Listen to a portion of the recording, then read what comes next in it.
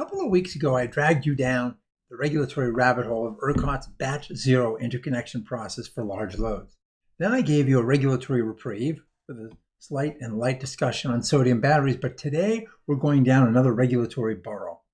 Too bad, but it's got to be done. We'll be looking at the Federal Energy Regulatory Commission's, the FERC's, show cause orders under Section 206 of the Federal Power Act to each of the 6 regional grid operators under its jurisdiction, directing them to justify or reform the rates that govern how data centers, manufacturing facilities, and other large energy users are connecting to the power grid.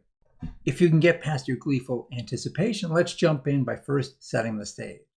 Unless you've been under the proverbial rock for the past couple of years, you know that large loads, mostly data centers, are posing unprecedented challenges to utilities and grid planners, as well as transmission developers, simply because they're A, huge, up to several gigawatts or more in some instances, B, desperate to connect to the grid, with at least one estimate that advancing a gigawatt of load by 1 year is worth up to $7 billion, and C, they're characterized by a high degree of uncertainty as to whether they will ever come to fruition. So-called phantom loads, projects that may never be built, could be as much as 3 to 10 times the actual number that finds its way to steel in the ground. Oh, and D, potentially highly destabilizing to the grid in 2 ways. First, because of the way chips process data in the large language models, they can really mess with the hertz, with the frequency, the sine wave we all love, the so-called harmonics. And second, because if there are issues with power quality, data loads can instantaneously snap offline and go to backup power. In Dominion, in July of 2024, for example, a failed lightning strike arrestor led to 1,500 megawatts of load instantaneously snapping off the system, resulting in an overfrequency event that could have taken the grid down. It's happened again since, both there and multiple times in Texas.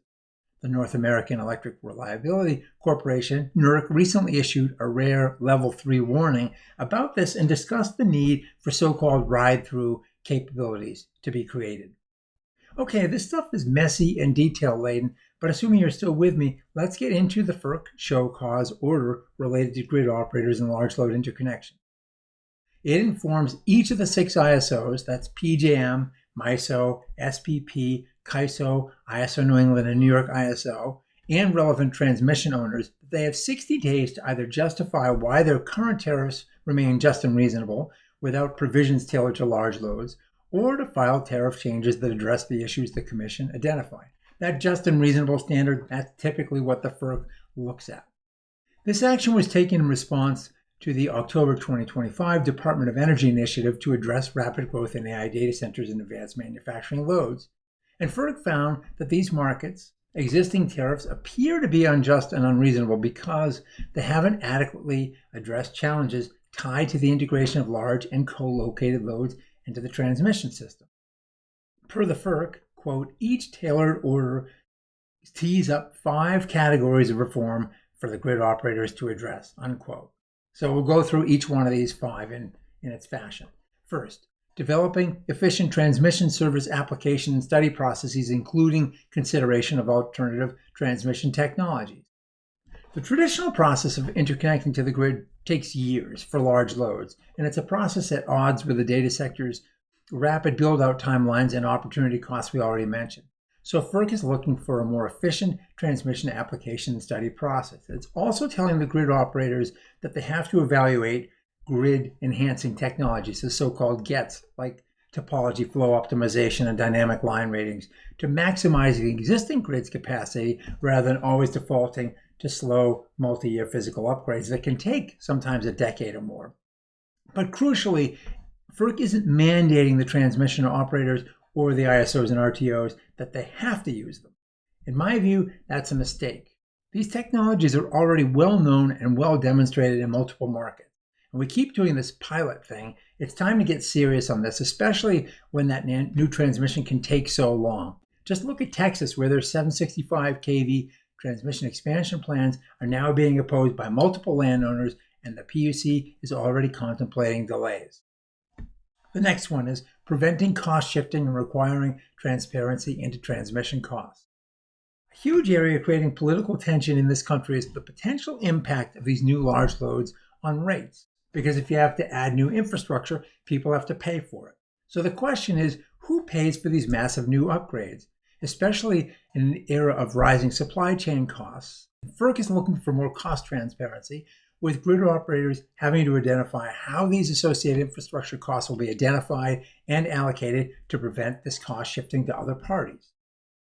The third one is accommodating co-location agreements and behind-the-meter generation.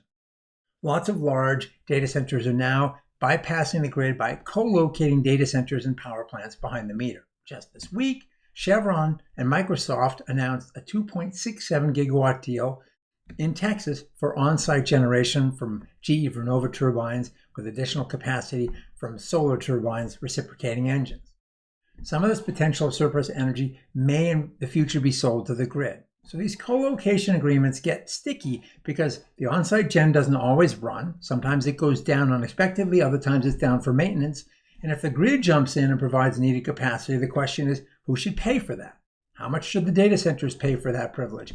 And how much should they be compensated when they export surplus power or other services back to the grid? Chevron's already said it wants to do that in Texas. So grid operators will have to develop clear procedures for these configurations while maintaining grid reliability. The next one is providing new transmission services for these flexible large loads. Not all the loads will be flexible, but many large loads don't operate 100% 24/7. So they may be also to flex by changing operation or employing batteries or shifting loads elsewhere. FERC is asking grid operators to develop new transmission services for flexible large loads that can manage demand to support reliability in exchange for an optimized rate. And fifth, developing a process to study generating facilities that serve electrically proximate large loads and co-located loads. So lots of new large loads are located near generation, existing generation assets. That can change local power flows. So FERC wants transparent processes to study how these generating assets that serve nearby large loads will be impacted to ensure that local grid stability isn't unduly affected. Also, within just 30 days, each of these entities must submit a detailed report outlining the ways in which grid operators will ensure there's sufficient generation to serve existing and new large loads. And that's a Herculean task given the magnitude of some of these potential load requests. Each ISO in that show cause order got its own document addressed specifically to its region, but the gist is the same: get moving with this stuff. The timeline's pretty short on this one, but there are also examples from other locations for the operators to choose from. For example, Texas just started moving ahead on its batch zero interconnection process we talked about last time, putting all large loads into a single batch for study with respect to impacts on transmission costs and grid reliability. It also, in Texas, has Senate Bill 6, which allows ERCOT to cut supplies to large loads before resorting to rotating blackouts. And next door, the Southwest Power Pool has its HILL, High Impact Large Load Interconnection process that expedites interconnection for loads that can be interrupted. And then there are various utility tariffs around the country, some as long as 20 years, that are being implemented to protect ratepayers from the cost of adding new infrastructure. So even though they only have 60 days, these entities, the adroit ones anyway, should be able to find ways to beg, borrow, and steal what's best from others and come up with some reasonable proposals. It's to be hoped that in the near future, we'll get at least some more clarity around what has been a pretty chaotic process to date. But to be fair, ChatGPT only popped out of the jack-in-the-box in November of 2022, with a land rush for power ensuing shortly thereafter and truly picking up speed within the past year. But it's now time to put some rigor around this process so that other ratepayers don't get hurt.